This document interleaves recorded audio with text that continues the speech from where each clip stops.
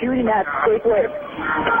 As the first shockwaves from the story were spreading, the words of that county sheriff helped set off an incendiary debate. The hatred, the bigotry that goes on in this country is getting to be outrageous. From one New York columnist, the blunt charge that Gifford's blood was on Sarah Palin's hands for targeting Gifford's district.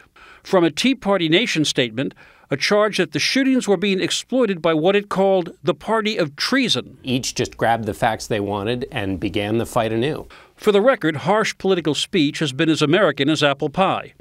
Thomas Jefferson, elect him, one opponent said, and the streets will be filled with blood. $1,600,000. More recently, some of the roughest language has been aimed at the American government itself. A generation ago, some intellectuals on the left were flirting with revolutionary violence espoused by the Black Panthers and the Weathermen.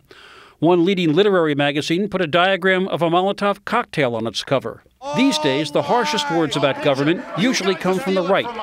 Former House Speaker Newt Gingrich argues that the secular socialist agenda of Obama and Pelosi is as big a threat to America as Nazi Germany and the Soviet Union were.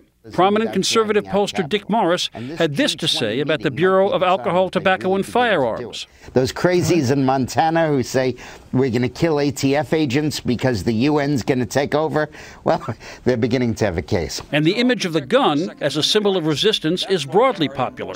It was a Democrat, Joe Manchin, whose Senate campaign featured an ad with him shooting at an unpopular bill, all of which, says the co-founder of one of the larger Tea Party groups, is beside the point. Anybody that would take an incident like this and try and turn it into political points, as far as I'm concerned, they've lost their humanity. They need to go home and reevaluate the kind of people they are. The angry words about words will likely rage on, even though no one knows whether they had anything to do with what happened in Tucson. Jeff Greenfield, CBS News, New York.